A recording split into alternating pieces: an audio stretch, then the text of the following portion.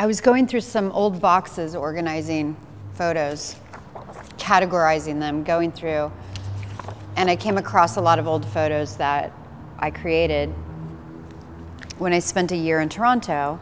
My year in Toronto really was my crash course in photography. I had only taken 2 photography classes, and that's all I knew. I was a beginner. And I just kept experimenting for a year. I would put a model's head in the refrigerator for no reason, which turned out to be a terrible idea.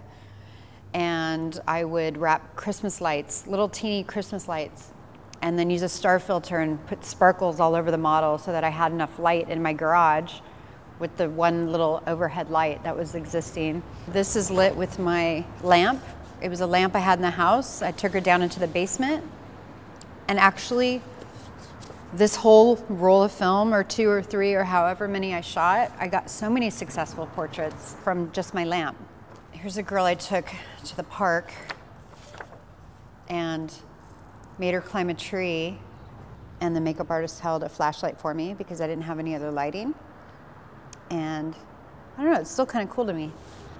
This model, it was getting dark in the park, and I was worried that we would have to stop shooting, and I was really excited about everything.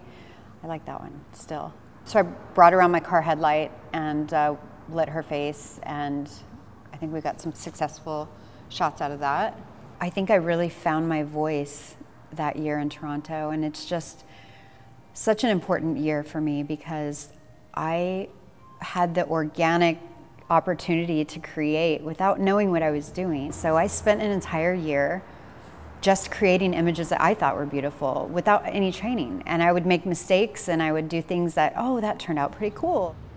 I actually returned back to Los Angeles after that year with a pretty cool portfolio, especially for somebody just starting out. And I went to visit a local teen magazine that's no longer around, but they hired me the day they saw my portfolio. I was working. That year really helped me find my voice, and I think it's really important that you go out and do that.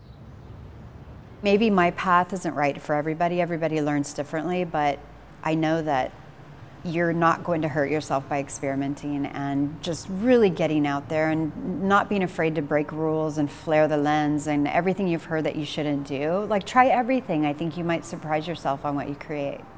You know, go pick up the camera, go out this afternoon and go shoot anything. It doesn't matter, just keep shooting.